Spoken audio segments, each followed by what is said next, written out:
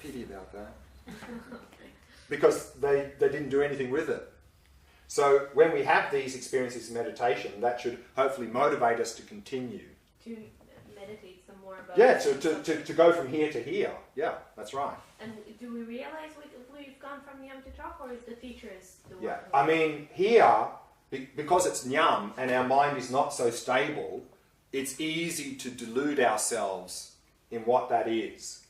I mean, sometimes these Nyam are just actually side effects from meditation. They're not even about what we're meditating on. Like, we can be doing a shamatha practice, and all of a sudden we have a sense that our body's floating, or we have a sense of no body, or electrical flow through the body. I mean, all sorts of things can happen.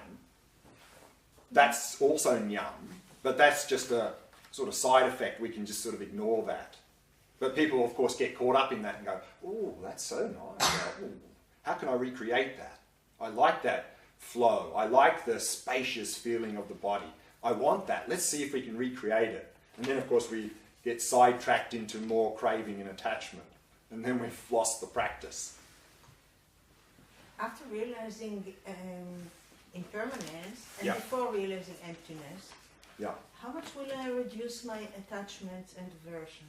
Well, it depends whether the impermanence is just a Nyam or it's a No, after realization. realization. Yeah. Again, there's no. I mean, it depends on the individual. There's no thing that says from here to here it takes so many weeks or days or months or whatever. There's no fixed thing like that, because it really depends on us as an individual, and it depends on the whole practice and what's going on, our commitment. There's no fixed time. I'll settle for reduction. About time, I feel like the conversation all the time is like, yes, we're going to realization, but is it not true that most people do not reach realization in this lifetime? Well, of course, that depends on our level of commitment and the conditions we have. It depends on many variables. And of course, as we've seen here, is we're not just talking about this short life, we're talking sort of long-term perspective. Right. So we are talking about future lives as well. yeah, of course. So anything we do in this life has a flow-on effect into the next life. It's not like whatever we do in this life, at the end of this life, then it's finished and we start from square one in the next life. If that was the case, it'd be very difficult. We wouldn't really get very far.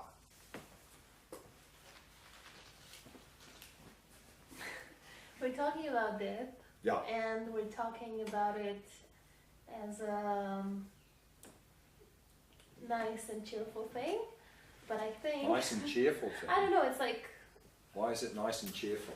I don't know if it's nice and cheerful, but it's like I think it, no it one- goes easy through the throat. I don't know, but I think that more often people, and me and us including, like grasping it really Sure. strongly. Sure. And I think that meditating on that can be something that helps you appreciate things. But it Exactly. can be a terrifying experience. So how can you navigate between those two edges? That's right. And unfortunately, in our modern society, we do everything in our power to avoid thinking about death or even seeing it. We sweep it under the carpet. You know, dead person, whisk them away. Never even see a corpse, hardly. Old people, oh, they remind us of death. Let's put them in homes, put them away somewhere. So we do everything we can to avoid, and then of course, cosmetic surgery. We're getting a bit old. Oh no, we need a facelift. We need to keep looking young. So that has a very negative impact. Like, that really highlighted to me some years ago. I was talking about this topic, and at one point I said, oh, we can't even be certain that we'll be alive tomorrow. And at that point, some person in the audience like gasped. They went, oh, you know. And then after the class, the lady came out and she apologized. She said, I'm from Singapore, and in my family when I grew up, it was forbidden to speak about death. Absolutely forbidden. And she said because of that, now she has a lot of fear and anxiety about death because it was forbidden. So by doing that, it increases fear and anxiety of death. It becomes some dark, mysterious, unknown, fearful thing. So that is not a good approach, because death is something we all need to confront. So by hiding from it, it makes much worse. So therefore, we need to reflect on this. And of course, unfortunately, most of us have been brought up with this attitude of, oh, don't talk about death. And so we're already in that mode. So when we start to confront it, it's like, but it's something we need to work with and slowly move through, because otherwise we're going to be tormented. We're going to be tormented if we ignore it and sweep it under the carpet. If we can really slowly bring it out and start to look at it and address it and think about it, we can slowly at least minimize and reduce our fear and anxiety, and at the same time then focus on our precious human life and take advantage of our life. Because often when people have this fear and anxiety about death, they're so caught up in that, they miss out on their life. They miss out enjoying their life because, oh, but I'm going to die, I'm going to die, I'm going to die. Because that's what they're focusing on, you know. And so then, is that going to be helpful? So yes, for many of us as an adult, maybe we've never reflected on this. And so we need to slowly, I think, work with this in a good way. You know, maybe not overdo it from the beginning, but the more we can slowly chip away at that, I think the more that we can not only reduce our fear and anxiety of death, but at the same time we can then appreciate the life and really make our life meaningful as best we can. Just that I think that this, and maybe Tibetan culture or even Indian, we have really different approach. Exactly. And the Western world just it's such a big gap from. Exactly, because we have such a fear of death in our society, and so we hide it. But that doesn't mean we should keep hiding it, because it's tormenting us. I mean, it becomes some really fearful thing, and we try to ignore it. And when we're young, we can distract ourselves, but then as we get older, it becomes more and more in our face, and we become more and more terrified. And we see that in people who have not really confronted it. When they get older, they're often completely terrified of death. And that's how they live their last 10 or 20 years, in that terrified state. I mean, is that helpful? I don't think so. Okay. Then the next topic in the Lam Rem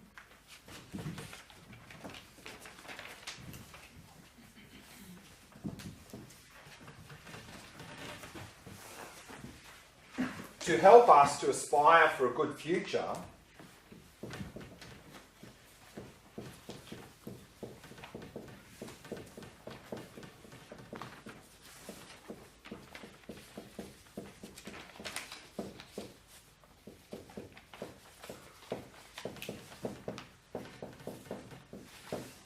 is to reflect on potential future suffering. In particular here, to understand that if we continue to engage in harmful behaviour, we're going to end up in a lot of suffering situation in the future. And because of that, then those two together, we can really develop the aspiration to strive for a good future. So this is how to really cultivate that aspiration. Then, of course, we need a method to strive for a good future. How can we ensure a good future? So then we see in the chart the next two. What's the path to a good future? There's two topics here.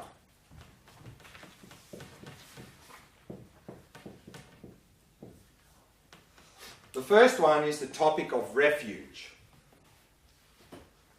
Because now, of course, when we have suffering, we turn to various things as refuge, a source of refuge from that suffering. Unfortunately now, often some of the things we turn to are not very helpful. They're more about not overcoming suffering, but numbing the pain. Things like drugs and alcohol and distraction. You know, it's not really dealing with suffering. It's either numbing the pain or trying to distract ourselves. So it's not really resolving anything. So therefore, we need to turn to a valid source of refuge. Who or what can help protect us from suffering? So here, in this topic of refuge, in Buddhism we talk about what's called the three jewels.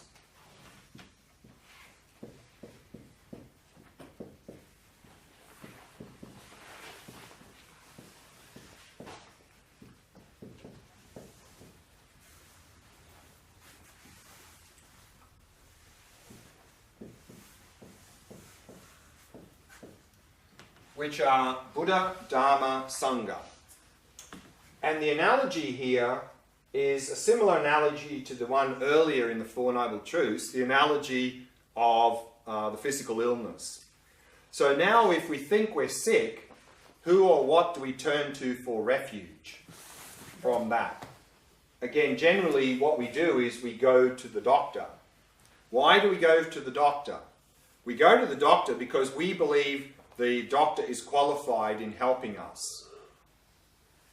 So likewise, we can turn to the Buddha because the Buddha is qualified in helping us. Because a Buddha is someone who's liberated themselves from all suffering. They know how to cure themselves from all suffering. So they are qualified in helping us, just like a doctor's qualified because they've done all that study in terms of symptoms and underlying diseases. So not only is like the doctor's qualified, the Buddha is qualified in helping us.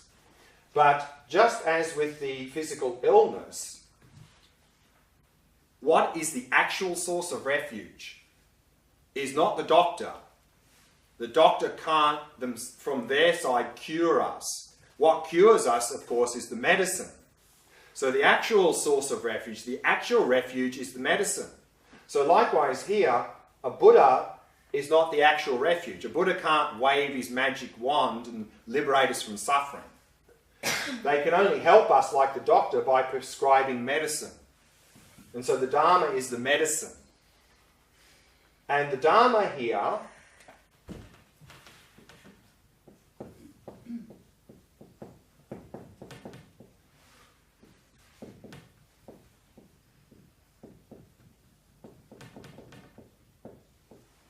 there's two types of Dharma. Dharma being the teachings of the Buddha. The first is the Dharma of Scripture, which is the actual teachings of the Buddha. And the second type of Dharma is the Dharma of realization. So that is when we have internalized those ideas. So in the analogy, the medicine, the Scripture would be like the script we have for the medicine. So that, or even the medicine itself, if we have that in the palm of our hand, that itself is not going to cure us. The cure is when we actually swallow the medicine. We internalize the medicine. So you can have the best texts and best scriptures in the world, but they're not going to cure any suffering. It's only when we internalize those ideas, come to realize them, that we can be liberated from suffering. So the actual refuge is the realization. How much we've internalized these things, to that degree we'll be protected from suffering. And then the third element here is Sangha. Sangha here is spiritual community, and the analogy, the corresponding element in the analogy is sometimes if we're ill, we may need an operation, and then we need to recover slowly in the hospital, and it's the nurses who help us to recover, to gain health. So the Sangha is like the nurses, the spiritual community around us who help us to implement the Dharma. So this is the three jewels, and this is what we can turn to for refuge from our suffering. So there was a question here at the back. Yeah, what it means, the Jewel. jewels? Jewel is something precious. You know, jewels is like diamonds, and so I think they're called jewels because they're precious, because jewels are precious substances. So these are precious because they can help us. Any questions about the three jewels?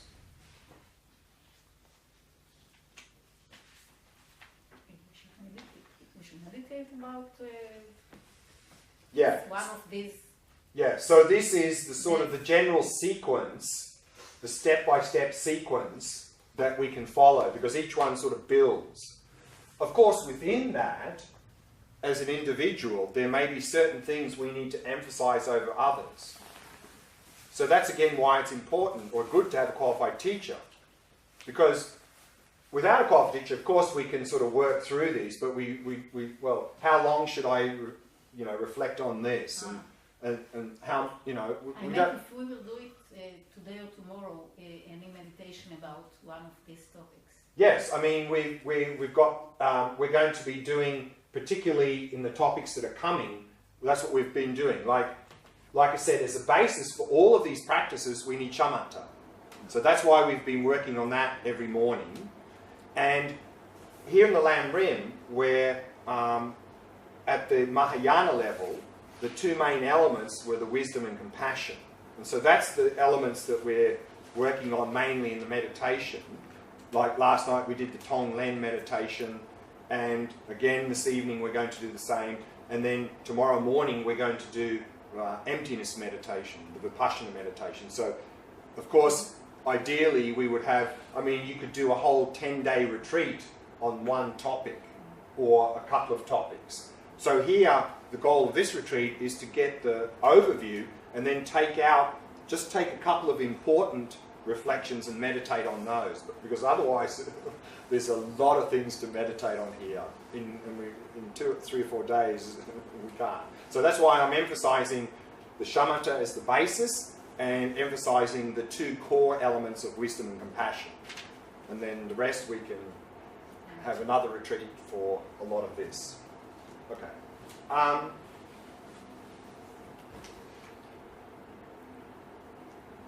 So, generally,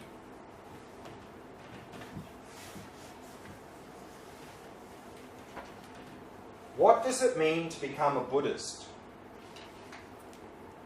Generally, it's said that when we really decide that the 3 jewels are the thing that's going to help us in our life, when we've really decided that this is the best source of refuge for us, then we really have turned to the Buddhist spiritual path and we've become Buddhist.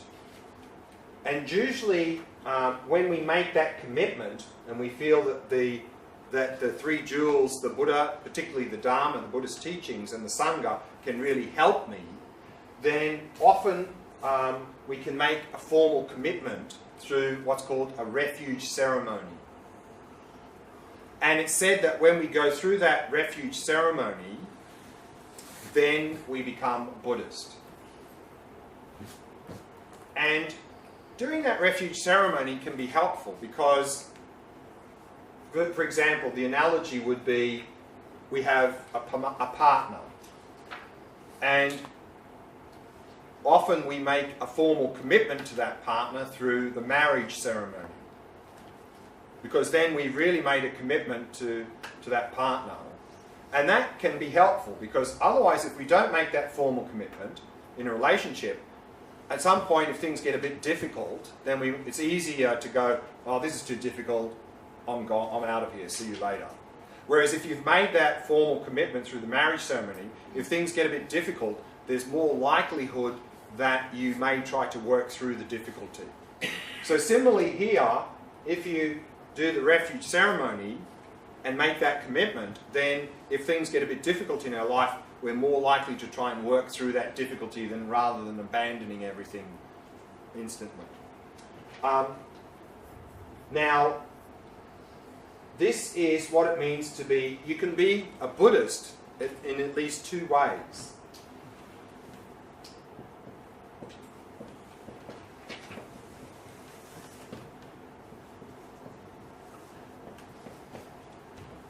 So this is to be Buddhist in terms of conduct, and that is to go for refuge to the 3 jewels.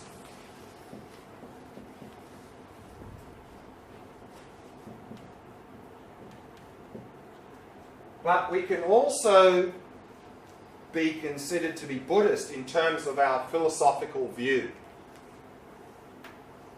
And then to be Buddhist in philosophical view means to accept or to agree with what's called the 4 seals. The 4 seals are 4 philosophical statements, and if we agree with those 4 seals, we can be said to be Buddhist, at least in terms of our philosophical view. So I want to just briefly mention those 4 seals before we break for lunch. And before I do that, just one word on the refuge. You know, often you ask people, you know, what religion are you or what are you following? And, you know, sometimes people say, oh, I'm a Buddhist. And you say, well, why are you a Buddhist? Oh, I took refuge. I mean, does that make us a Buddhist? Or often in Buddhist cultures, you ask them and they say, I'm a Buddhist. And say, why are you a Buddhist? Oh, my parents are Buddhist. Does that make us a Buddhist? Maybe not. So even if we've gone through that formal ceremony of taking refuge, then what does it really mean to be a Buddhist is not so much whether you've done the ceremony, but actually what are you turning to when you have problems? Are you turning to Buddha, Dharma, Sangha? Particularly, are you turning to trying to implement these ideas or not in your life? If you're not, then we're not really Buddhist. If we are trying to implement these ideas to improve our life, then we can be said to be Buddhist. So we need to be careful that we don't just do some sort of ceremony and then go, oh, I'm a Buddhist, everything's okay now. It's not going to be like that. So let's briefly look at the 4 seals. So these are 4 philosophical statements. If we agree with them, we are said to be Buddhist in terms of at least our philosophical view.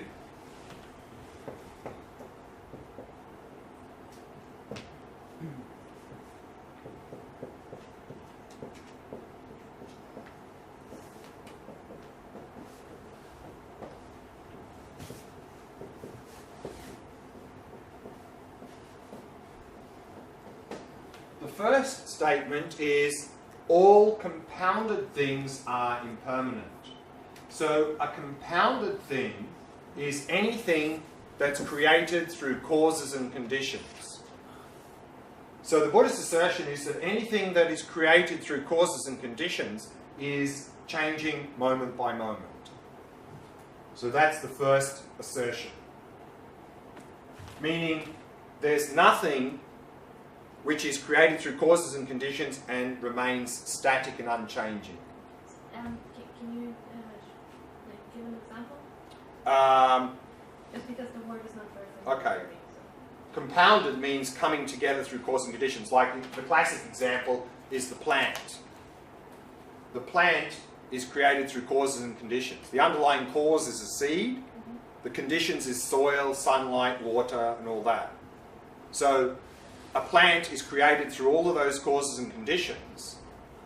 And because it is, then the Buddhist assertion is that that thing necessarily is changing moment by moment. Are there things that are not compounded? No, well, the Buddhist assertion is not, but there are other philosophical systems which do not agree with that. Enlightenment is No, enlightenment. Sorry? Enlightenment It's not is permanent. changeable. Ah. Here we need to be careful of this word. Because we have the word permanent and impermanent. Yeah? Actually, they're not very accurate translations. Because when we hear the word permanent, what do we normally think when we say something's permanent? Lasts forever. And if something's impermanent, it's not lasting forever. This is not the meaning. So literally, these 2 words mean changing and unchanging. They do not reflect how long something lasts. You can have permanent things which last that long. You can have impermanent things that last forever. So we're not talking about how long something lasts. We're talking about, is that thing changing from one moment to the next? That's all we're talking about when we talk about impermanent and permanent. So the state of enlightenment is impermanent, but because it's changing moment by moment, but it will last forever. Like our mind is impermanent, it's changing moment by moment, but it lasts forever. At least that's the Buddhist assertion. So we need to be careful, otherwise, with this.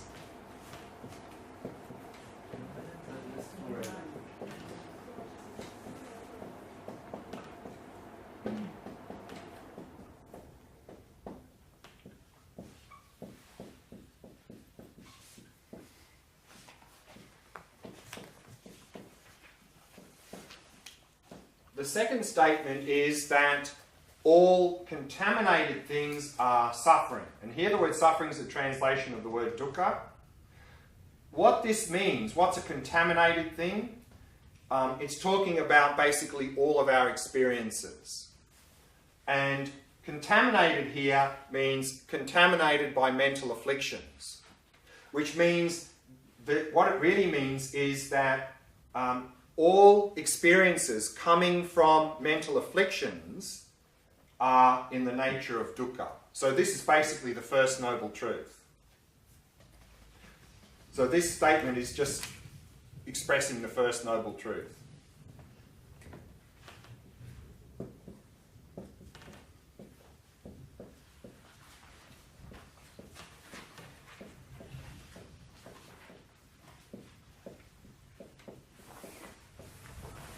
The third statement is all phenomena are empty and selfless.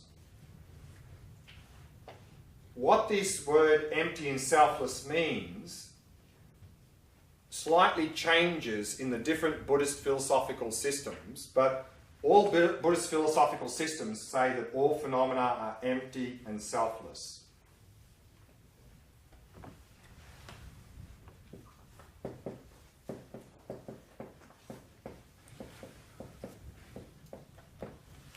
And the fourth statement is nirvana is peace.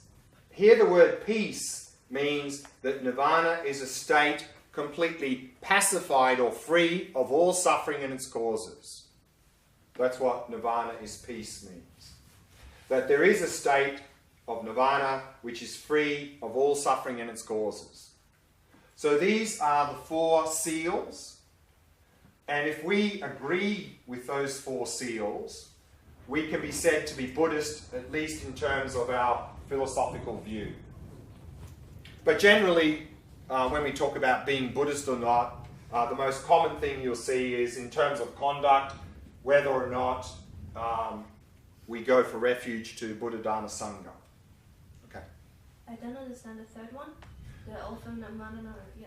Yeah. So here, again, this word empty and selfless can have different meanings depending on the different philosophical schools. But the one we're going to be focusing on tomorrow morning, the idea of emptiness or shunyata, is that all phenomena are empty of independent existence. So that's one way of understanding this. Okay. And selfless can mean there's no autonomous self. Although in the school we're going to be looking at, actually they have the same meaning. Okay. But again, it's a much bigger topic, so I want to just keep it simple. Yeah. I think I'm confused about the first one. Isn't that like a fact, the science thing we talked like that? Yeah, I mean, I think. It's gotta believe, like you said, some religions or something. Well, I think science would probably agree with this, but there are some philosophical systems that do not agree with this. Particularly around the time of the Buddha, there were philosophical systems that were saying that there are certain things which actually are unchanging, but they're still created. They're created, but then they're unchanging. So this, I think from a physics viewpoint, is irrational, and from a Buddhist perspective, it's irrational. But there are some systems that accept that. Okay, let's break there. It's time for lunch. And we'll continue our discussions at 2 o'clock. And we can get to lunch before the heavens open.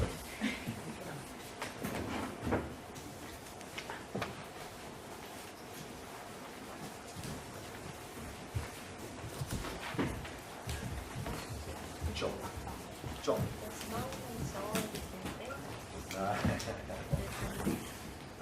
Well, to answer that, I have to ask you, what's your definition of the word soul?